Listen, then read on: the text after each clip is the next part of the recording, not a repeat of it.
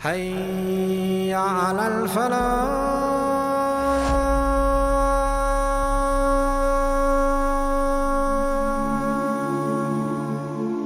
نبی کریم صلی اللہ تعالی علیہ وسلم نے ارشاد فرمایا 3 لوگ ہیں جنہیں دیکھ کے رب مسکراتا ہے. یا رسول اللہ صلی اللہ علیہ وسلم وہ کون کون سے؟ تو محبوب فرمانے لگے ایک وہ بندہ ساری مخلوق سوئی ہے، آدھی رات ہے، رات کا پچھلا پہر ہے، اس نے اٹھ کے وضو کر لیا، مصلی پہ کھڑا ہو گیا خدا کی یاد میں. فرمایا اسے دیکھ کے رب مسکراتا ہے جو اس کی شان کے لائق ہے. مسکراتا ہے اللہ. یہ تو سونے کا ٹائم تھا، یہ تو گہری نیند آنے کا وقت تھا، رات کا پچھلا پہر. رات پوے تے بے درداں نو نیند پیاری آوے تے درد منداں نو یاد سجن دی ستیاں وی آن جگاوے. اور ساون کی کالی راتوں میں جب بوندا باندی ہوتی ہے، وہ راتوں کو اٹھ اٹھ روتے ہیں جب خلقت ساری سوتی ہے. اللہ مسکراتا ہے. اور سننا میرے بھائی، میرے نبی پاک صلی اللہ تعالی علیہ وسلم فرماتے ہیں جب مسلمان نماز کے لیے صفیں بناتے ہیں نا، ترتیب لگ رہی ہوتی ہے، اب اللہ کی بارگاہ میں کھڑے ہوں گے، قیام کریں گے، رکوع کریں گے، سجود کریں گے. فرمایا جب مومن صفیں بناتے ہیں تو رب دیکھ کے مسکراتا ہے. مسکراتا ہے. کمال ہو گئے عروج بندگی کا. جب بندے کو دیکھ کے رب مسکرائے. خدا بندے سے خود پوچھے بتا تیری رضا کیا ہے، مسکراتا ہے. اور میرے نبی پاک علیہ السلام فرماتے ہیں جب مجاہد جہاد کے لیے صفیں سیدھی کرتے ہیں. آج تو یہ رب کے نام پہ مرنے ہی آ گئے. یہ صفوں میں کھڑے ہوں گے، ترتیب سے لڑیں گے، ترتیب سے گلا کاٹیں گے کافروں کا یا شہادت لیں گے. فرمایا جب جہاد کے لوگ صفیں بناتے ہیں تو رب انہیں دیکھ کے مسکراتا ہے. کتنے نصیبوں والا وہ بندہ ہے جسے دیکھ کے مسکرا دیا. او یار کبھی تیرا بیٹا تیرے سامنے مسکرائے نا چھوٹا تو تیرا دل باغ باغ ہو جاتا ہے. تیری ماں بیمار کسی ایک دن صحیح طرح ہنس پڑے تو طبیعت خوش ہو جاتی.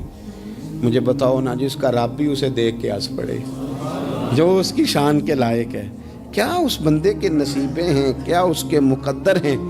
آپ اس مقام پر اپنے آپ کو لائیں. اب دیکھیں نا یہ حدیث آپ نے سن لی. اب ہم نے نا اس طرح صفحے نہیں بنانے جس طرح ساری دنیا. اب ذرا صفحے بھی شوق سے بنائیں گے. اب ذرا تھوڑا سا شوق پیدا کریں گے. بھئی یہ تو میں وہ کام کرنے لگا ہوں جسے دیکھ کے رب مسکراتا ہے. نبی پاک صلی اللہ علیہ وسلم نے فرمایا جب کو بندہ توبہ کرتا ہے نا، ہم توبہ کا رٹا لگاتے ہیں، یا اللہ میری توبہ یا اللہ. اور توبہ کا تو مطلب یہ ہے کہ پچھلے گناہوں سے پکی توبہ، آج کے بعد یہ غلطی نہ کرنے کا پکا وعدہ. تو نے ساری شب برات رو کے گزاری ہے، بتا سویرے جھوٹ جوڑنے کا ارادہ ہے تیرا؟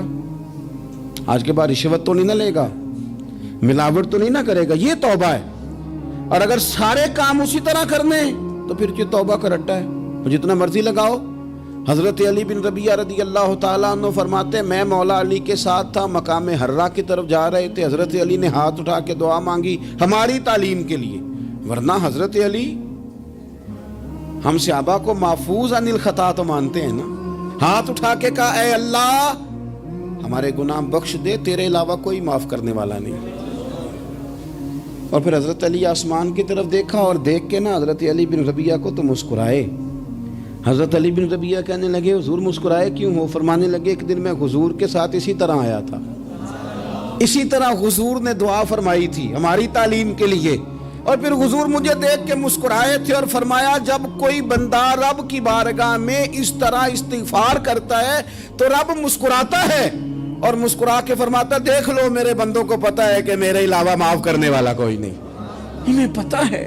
تم اس کی بارگاہ میں رجوع تو لاؤ، آؤ تو صحیح دو آنسو لے کر. اقبال کہتے ہیں کہ موتی سمجھ کے شان کریمی نے چن لیا، قطرے دو گرے میرے ار کے انفال کے. 2 میں نے آنسو بہائے تھے تو اس کے کرم نے تو موتی سمجھ کے چن لیے.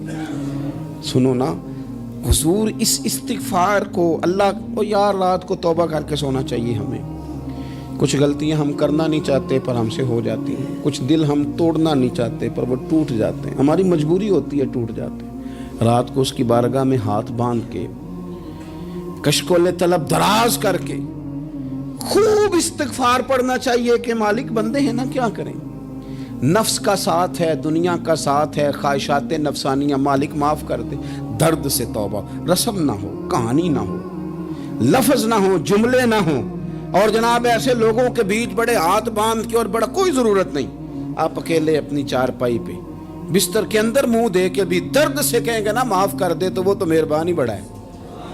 میرے نبی پاک صلی اللہ علیہ وسلم مثال دیتے ہیں، فرمایا ایک آدمی صحرا میں جا رہا، صحابہ سے حضور خطاب کر رہے ہیں، فرمایا ایک آدمی صحرا میں جا رہا تھا، اس نے اپنی اونٹنی پہ کھانا پانی پیسے ہر چیز رکھی ہوئی تھی، صحرا تھا بہت بڑا، درمیان صحرا کے گیا تو تھوڑا سا سستانے کے لیے آرام کرنے کے لیے اونٹنی سے نیچے اترا، اب اس نے اونٹنی کی لگام اونٹنی کی نکیل اپنے سرہانے کے نیچے رکھی، ہاتھ کے ساتھ پکڑی اور سو گیا۔ تھوڑی ہی دیر کے بعد جب اس کی آنکھ کھلی تو دیکھا اونٹنی غائب ہے۔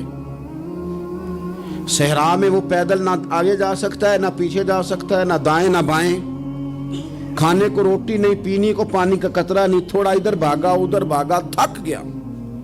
کریم محبوب فرماتے ہیں وہ پوری طرح نڈھال ہو گیا اور مایوس ہو گیا، معاذ اللہ، مایوس ہو کے دوبارہ اسی جگہ آ کے لیٹ گیا جہاں پہلے لیٹا تھا، انتظار کرنے لگا کہ اب موت ہی آئے گی، آخری وقت ہے، اب نہ میں پیدل یہ صحرا کراس کر سکتا ہوں، نہ پیچھے جا سکتا ہوں، نہ کھانا ہے نہ پانی ہے، سوائے موت کے کوئی سہارا نہیں۔ حضور فرماتے ہیں وہ رستے میں دوبارہ لیٹ گیا، اچانک اس نے رخ بدلا تو اونٹنی سامنے کھڑی تھی۔ حضور نے صحابہ سے پوچھا بتاؤ نا اسے بھلا کتنی کو خوشی ہوگی؟ یا رسول اللہ جی سے نئی زندگی مل گئی ہے۔ آپ دیکھیں نا سارے ڈاکٹروں نے کہہ دیا کہ اس کے تو گردے معدہ جگر ہر چیز ختم ہے، گھر لے جاؤ خدمت کرو، ہر طرف پریشانی ہے۔ وہ بندہ بھی سمجھ گیا ہے کہ آخری وقت آ گیا، کل جاؤں پرسوں جاؤں، تیاری ہو گئی، سب لوگ آ گئے، باہر والے بھی آ گئے، یہ ماحول ایک عجیب رنگ اختیار کر گیا۔ اچانک ایک ڈاکٹر نے آ کے کہا نہیں نہیں غلطی لگ گئی تھی۔ مجھے بتائیے انداز کیا ہوتا ہے؟ بغیر دوائی کے بندہ اٹھ کے کھڑا نہیں ہو جاتا، او میں تو بچ گیا ہوں۔ نبی پاک صلی اللہ علیہ وسلم فرمانے لگے اس کی اونٹنی مل گئی، بتاؤ بھلا اسے کتنی خوشی ہوگی؟ یا رسول اللہ وہ تو دوبارہ دنیا میں آ گیا۔ حضور فرمانے لگے اسے کچھ بھی خوشی نہیں ہوئی۔ جب کوئی رب کا گناہگار بندہ آ کے توبہ کرتا ہے، رب کو اس سے کئی گنا زیادہ خوشی ہوتی ہے۔ میرا بندہ آ گیا ہے، میرا بندہ آ گیا ہے، میرے گھر آ گیا۔ اس نے آنسو بہائے ہیں، اس نے کہا اللہ میں تیرا ہی ہوں، تیرا ہی رزق کھاتا ہوں، تیری ہی زمین پہ رہتا ہوں، تیرے نام سے میری سانسیں چلتی ہیں۔ وہ آ گیا۔ فرمایا اس اونٹنی والے سے زیادہ رب کو خوشی ہوتی ہے جب گناہگار آ کے توبہ کرتا ہے۔ گناہگاروں کے آنسو اس کی بارگاہ میں بڑے مقبول ہیں، لیکن ہم رسم ادا کرتے ہیں، توبہ نہیں کرتے۔ ہم اپنے آپ کے ساتھ دھوکہ کرتے ہیں، جھوٹ بولتے ہیں۔ ہم بندہ کوئی ناراض ہو جائے تو ہمیں کوئی نیند آتی، اس کے گھر چلے جاتے ہیں۔ ہم اپنے سارے رشتوں کو تعلقات کو مینٹین کر کے رکھنے کے عادی ہیں۔ ہمیں پتہ ہے کہ وہاں میں نہیں جا سکا تو بیٹا بھیجتا ہوں، فلاں شادی پہ میں نہیں جا سکا تو بھتیجا بھیجتا ہوں، بھائی بھیجتا ہوں، ہر تعلق کا ہم نے خیال رکھا کوئی روٹھ نہ جائے۔ لیکن کمال ہے نا، یہ نہیں سوچا کہ اگر رب روٹھ گیا تو جب وہ روٹھ جائے نا تو سارے رشتے بھی بندے کے پاس موجود ہوں تو کوئی کرامت نہیں ہوتا، پھر کروڑوں روپیہ جیب میں ہوں تو ڈاکٹروں کی دوائیاں اثر نہیں کرتی۔ وہ روٹھ جائے تو پھر انسان اس طرح سے پھسلتا ہے کہ بڑے بڑے اس کے پاس دروازے ہوتے ہیں پر کسی جگہ اس کا ہاتھ نہیں لگتا۔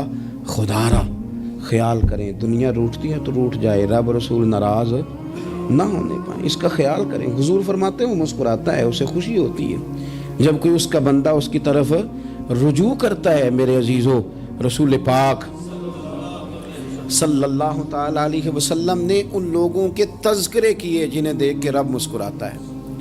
ہم نا گناہگاروں پر بھی فتویٰ دینے میں جلدی کرتے ہیں اور نیکی پر بشارت دینے میں بھی جلدی کرتے ہیں، حالانکہ یہ ہماری ذمہ داری نہیں۔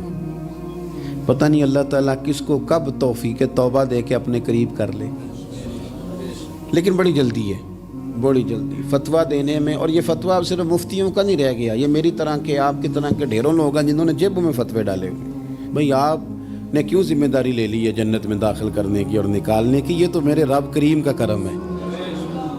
وہ جس کو چاہے جب چاہے جتنا چاہے عطا کرے. لیکن کچھ لوگ نا بڑے پکے ہو گئے ہیں کہ شاید جو میں سوچ رہا ہوں وہی درست ہے. کبھی کبھی کچھ چیزیں عجیب بھی ہوتی ہیں، لہذا خدا کی رحمت پر بھروسہ کر کے بات کرنی چاہیے. اپنی مرضی کے فتوے نہیں داغنے چاہیے.